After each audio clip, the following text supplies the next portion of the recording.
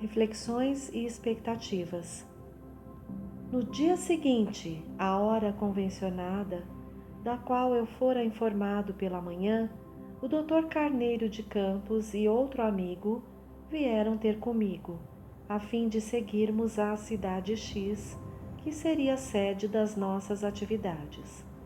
Antes de iniciarmos a jornada, o benfeitor, que se responsabilizava pela tarefa, apresentou-nos o seu acompanhante e nós, facilitando-nos imediato intercâmbio de ideias e um saudável relacionamento.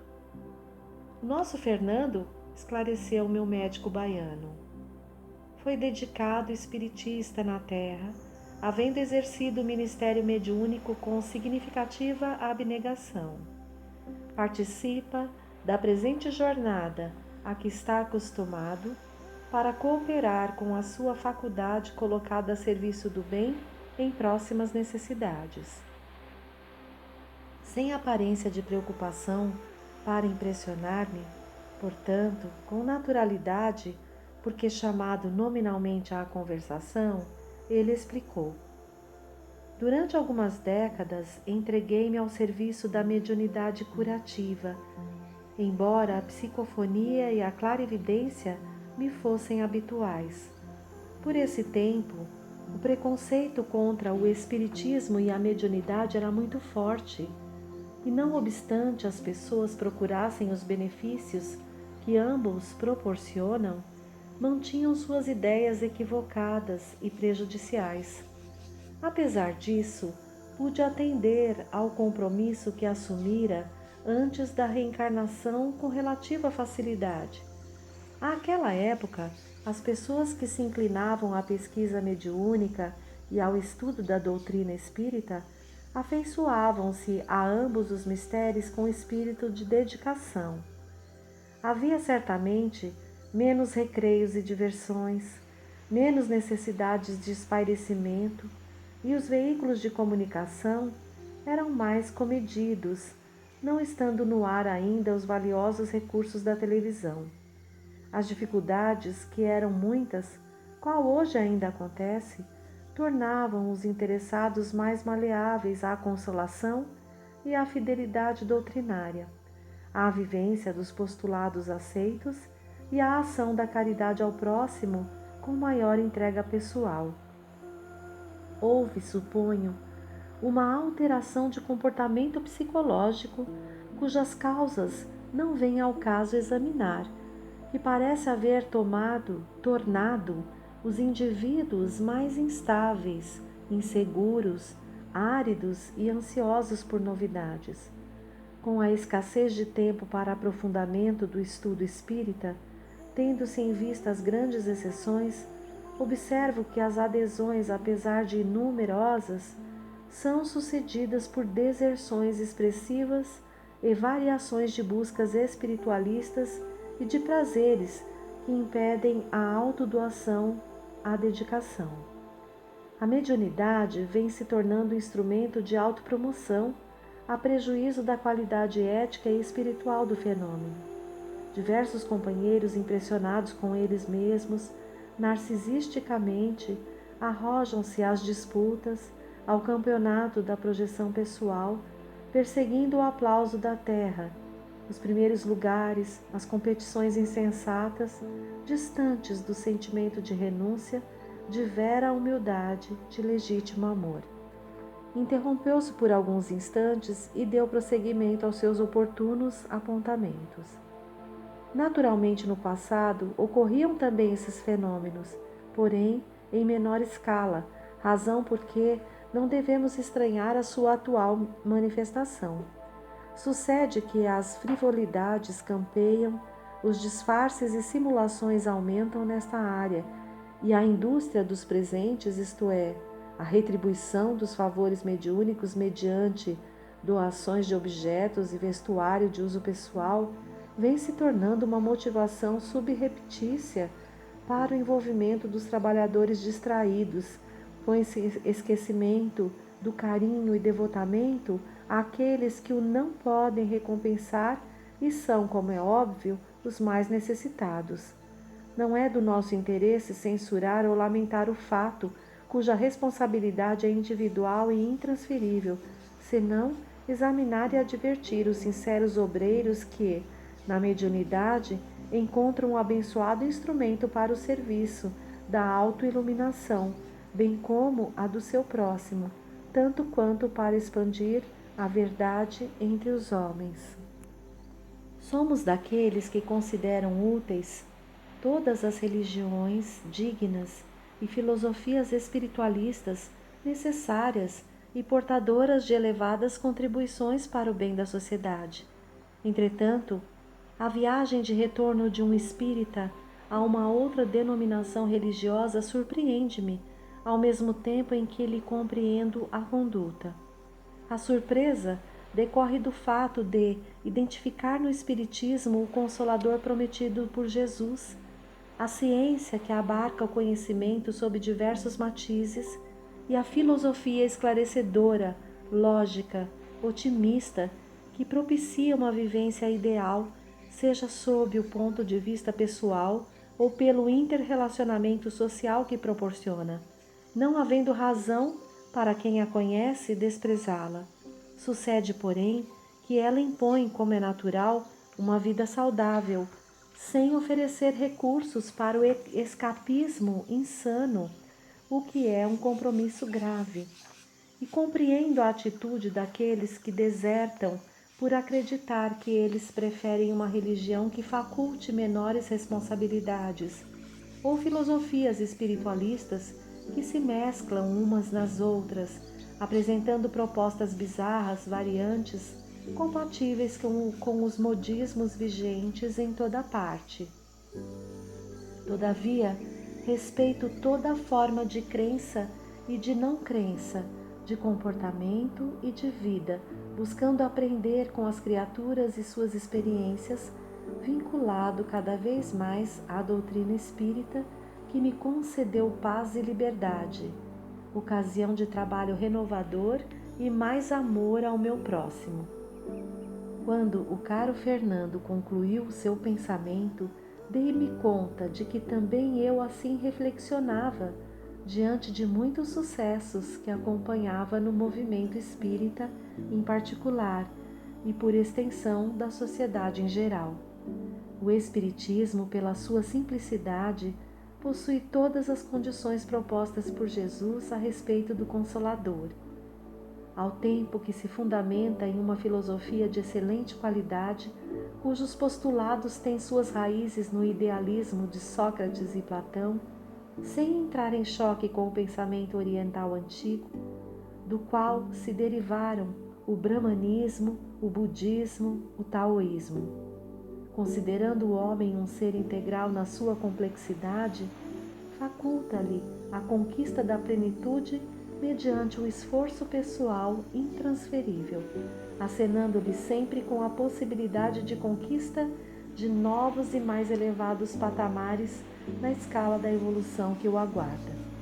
Em nossas conversações frequentes com os mentores, sempre lhes percebíamos a natural preocupação com os companheiros encarnados, portadores de responsabilidades na área espírita, que se deixam distrair pelas querelas inúteis e debates injustificáveis na defesa de pontos de vista doutrinário, tomando rumos estranhos pelos desvios de rota, descuidando-se do essencial em favor do secundário.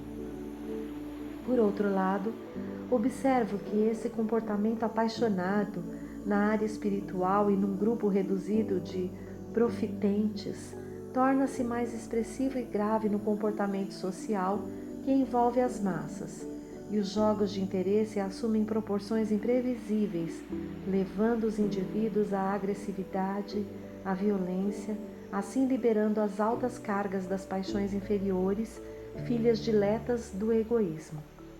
A dedicação com fidelidade e firmeza de caráter a qualquer causa é sempre um grande desafio ao homem, especialmente por exigir-lhe vivência do ideal esposado com tolerância para com todos quantos lhe compartem ou não a opinião.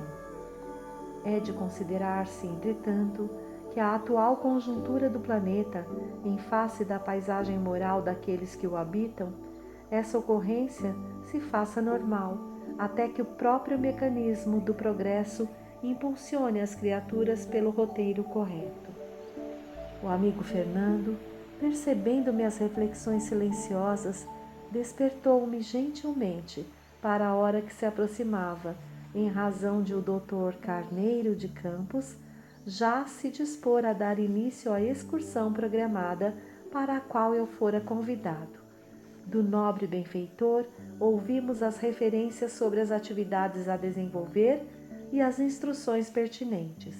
Iniciávamos a partir daquele momento novas experiências e aprendizado que nos iriam enriquecer de conhecimentos para as realizações futuras.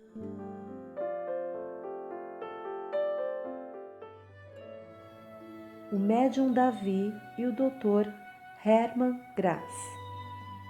A primeira fase das nossas observações teria lugar em uma sociedade espírita, na qual se realizavam cirurgias mediúnicas, objetivando a ação da caridade em favor de enfermos portadores de patologias variadas.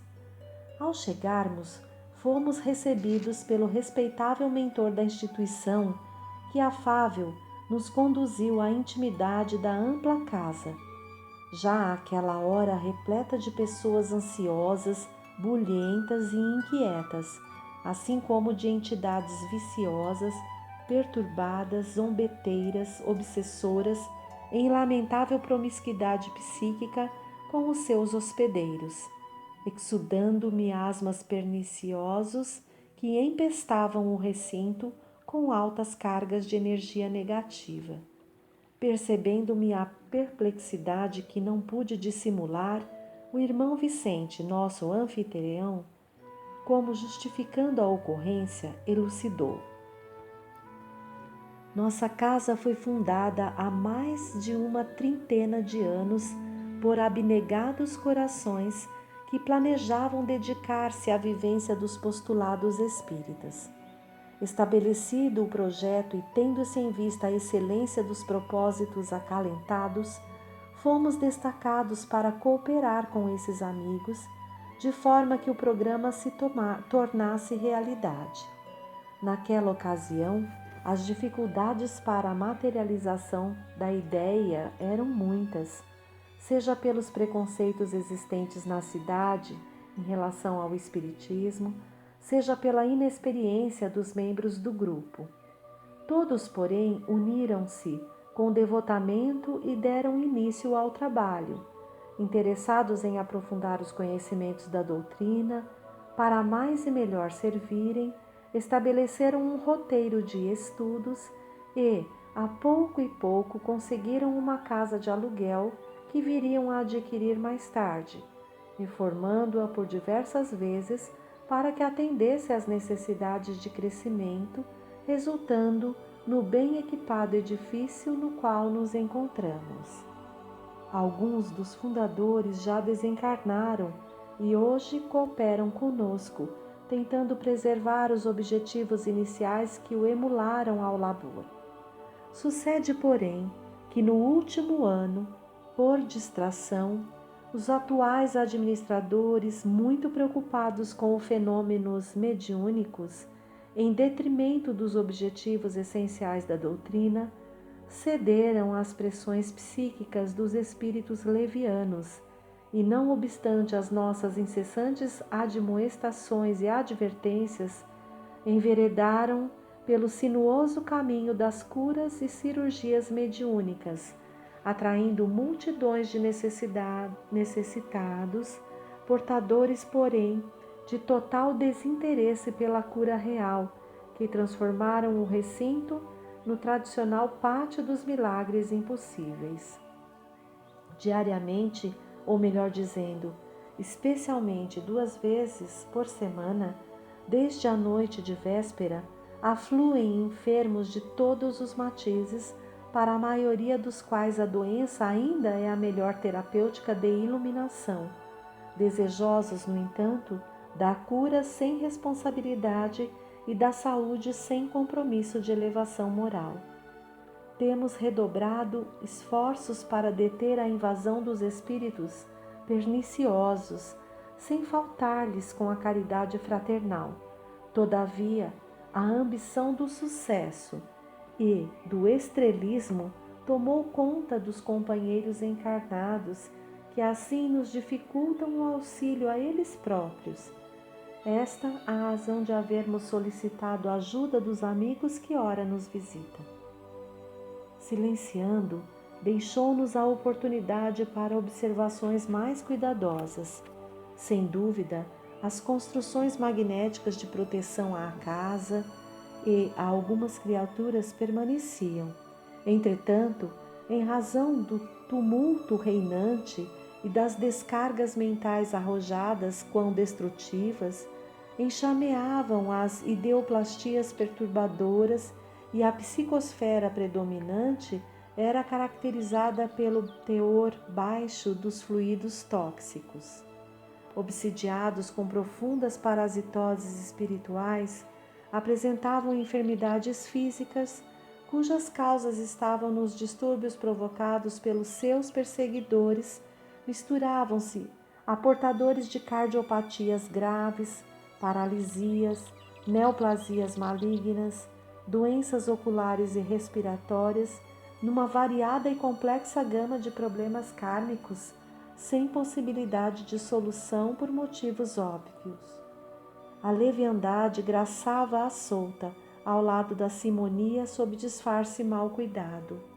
Uma equipe de encarregados da orientação aos pacientes vendia fichas de atendimento sob a alegação de que o material utilizado nas cirurgias era de alto custo e o seu volume sobrecarregava a sociedade, sendo, portanto, justo que os enfermos assumissem parte das despesas com o seu tratamento.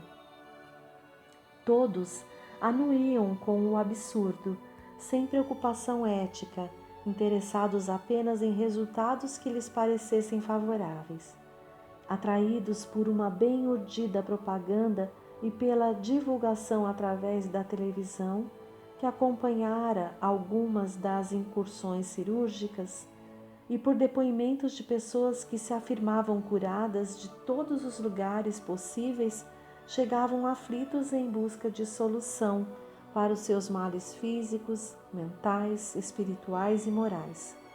Paralelamente, amigos do médium eram saudados com sorrisos e gentilezas, mimoseados com presentes pela clientela habitual, que sempre trazia novos candidatos em uma excêntrica mistura de ação social, caridade e comercialismo vil.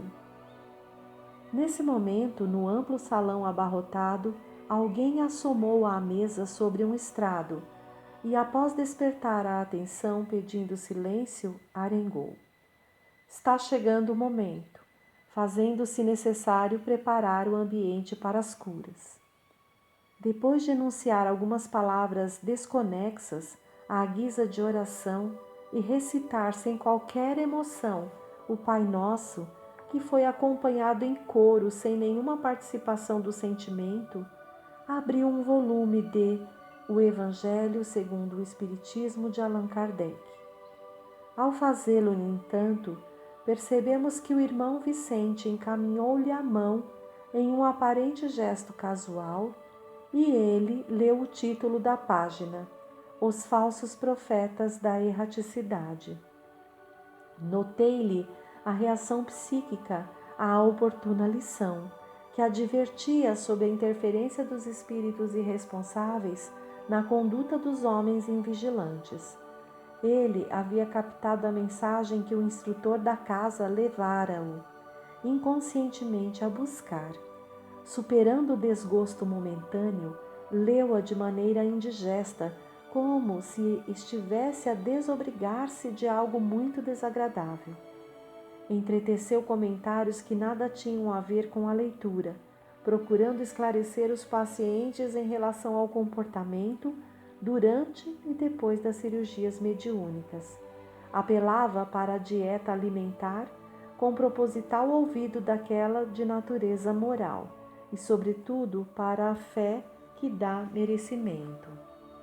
Ainda não terminara quando deu entrada no recinto o médium, cercado de protetores encarnados que o acolitavam com mesuras e delicadezas perfeitamente dispensáveis.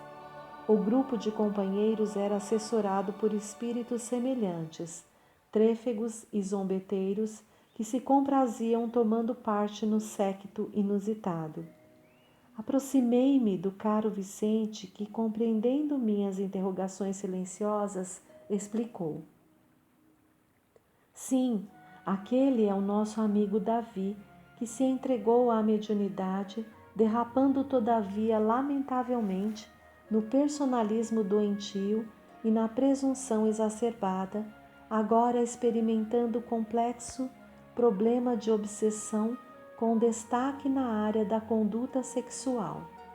É o que sucede com frequência aos portadores de mediunidade que se obstinam em desconhecer a doutrina espírita, que a todos propõe os programas saudáveis da moral e da iluminação íntima. Mediunidade sem doutrina pode ser comparada a veículo sem freio, avançando na direção do abismo.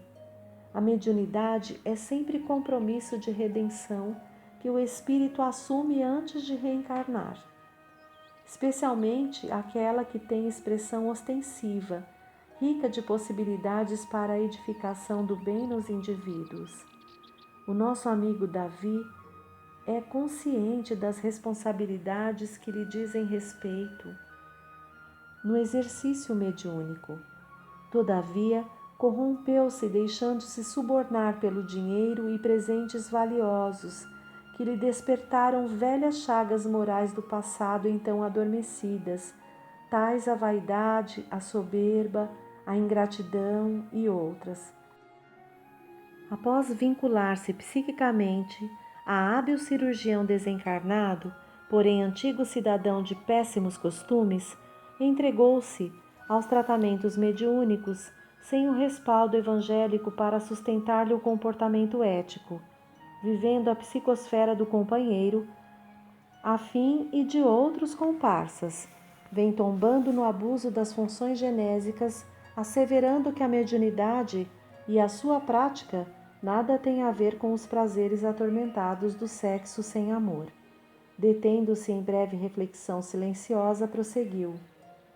Há muitos médiuns enganados e enganadores nesse momento tortuoso do mundo que, ao invés de moralmente disciplinarem-se, justificam a conduta irregular, dissociando o medianeiro da pessoa e alegando que, após a desincumbência do ministério, são criaturas iguais às demais, portanto, com os mesmos direitos, especialmente na conturbada expressão sexual.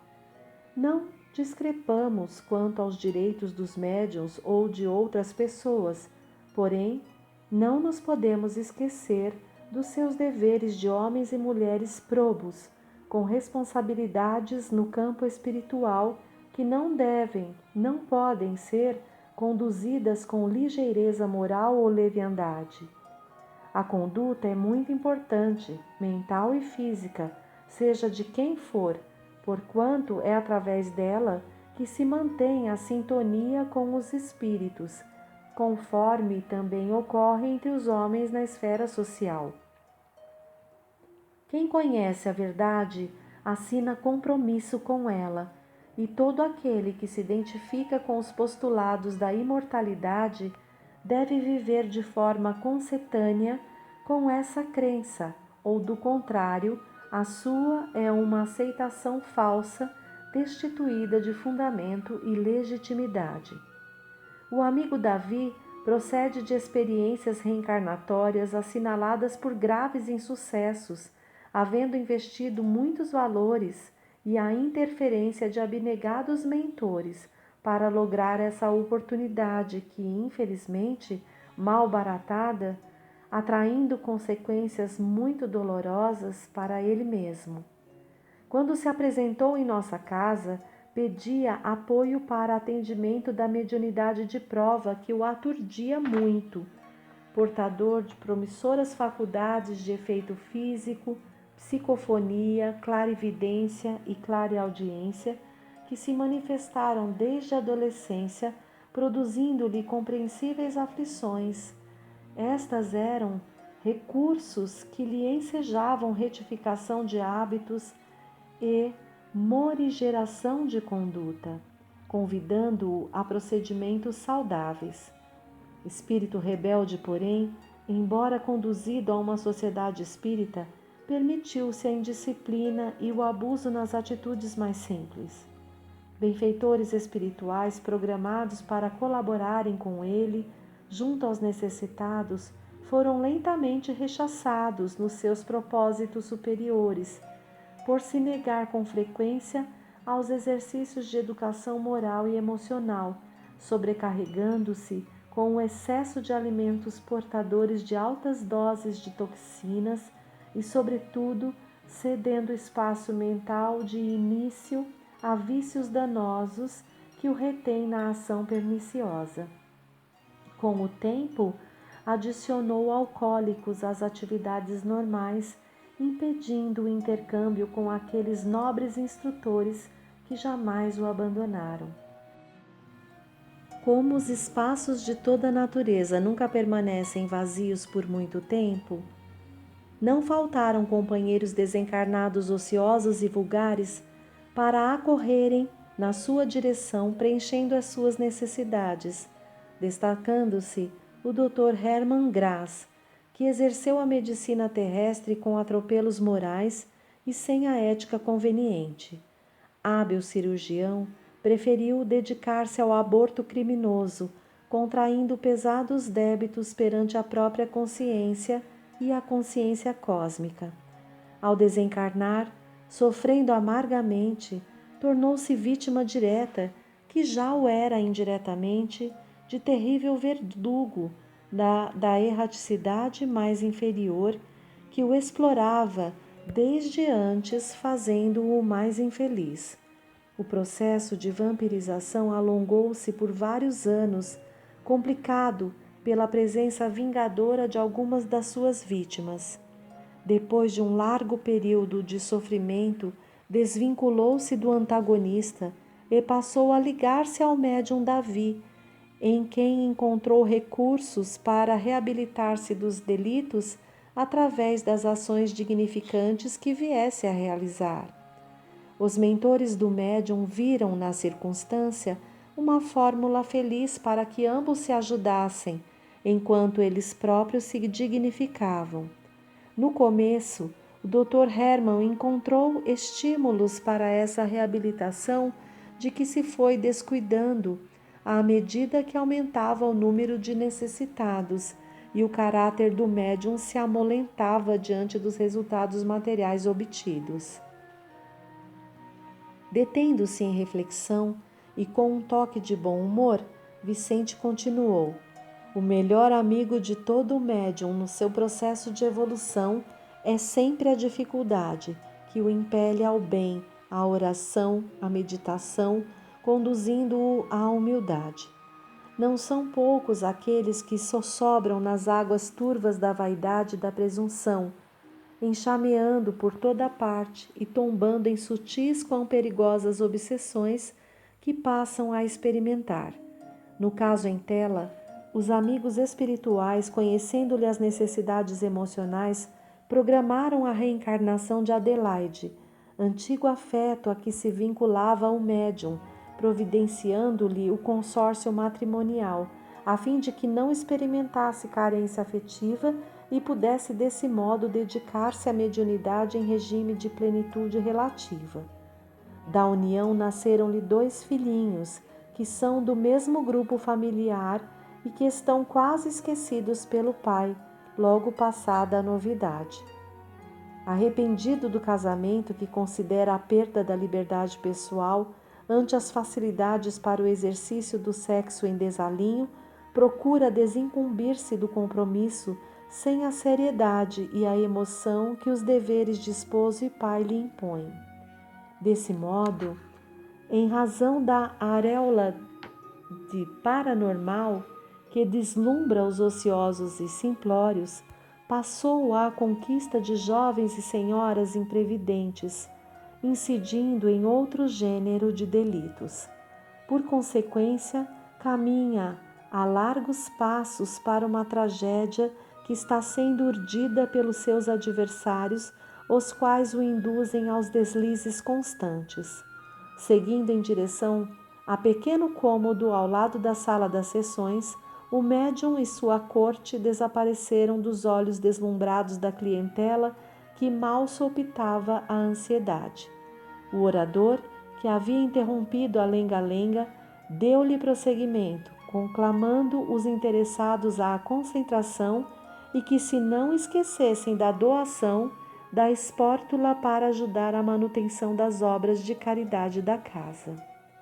O pedido aberrante caracterizava o baixo nível moral do solicitante, que via nas criaturas presentes somente um meio acessível para a sistemática exploração. Compreende-se o conceito que assevera: onde predomina o interesse pelo dinheiro, escasseiam as austeridades morais, particularmente onde deve viger a gratuidade dos serviços, desde que se derivem da ação mediúnica. A sociedade espírita é lugar de iluminação da consciência, de enobrecimento moral e ação caridosa, sem cujas vivências descaracteriza-se, mundaniza-se e torna-se um clube onde predominam a insensatez, o engodo, a exploração. A convite do amigo Vicente, adentramo-nos os visitantes e ele, no cômodo onde Davi se preparava para as atividades mediúnicas. O recinto transpirava perturbação. As mentes ansiosas impunham suas aspirações sobre o médium, que se sentia inquieto interiormente, embora demonstrasse jovialidade aos seguidores fascinados. Ideoplastias negativas, clichês mentais e vibriões psíquicos enxameavam no ambiente, tornando-o irrespirável. Igualmente misturavam-se os espíritos em aturdimento constrangedor, alguns tentando interceder pelos familiares enfermos que aguardavam ajuda, outros em promiscuidade de paixões, gerando um pandemônio de difícil descrição. Subitamente, a algazarra cessou e vimos entrar o Dr. Hermann Graz, acompanhado pelos auxiliares espirituais. Vicente apresentou-lhe o Dr. Carneiro de Campos, Fernando e nós, informando que nos houvera convidado a fim de que participássemos das atividades daquela noite. Elucidou que o Dr. Campos havia sido médico na Terra e prosseguia com os estudos nessa área e que nós outros éramos ambos interessados nas alienações mentais por obsessões. Não ocultando um certo desagrado, agradeceu-nos a presença, dizendo-se às ordens para quaisquer esclarecimentos em torno do seu trabalho cirúrgico. Compreendemos a gravidade das circunstâncias e do momento, que o Dr. Campos contornou com delicadeza. O nosso, esclareceu, é o interesse de aprendizes que buscam aprimorar técnicas socorristas para melhor atendimento das criaturas humanas, e é nesta condição que aqui nos encontramos. Surpreendido com a elucidação e atingido pela onda mental de simpatia do benfeitor, ele desarmou-se emocionalmente, pedindo licença para dar curso ao compromisso assinalado.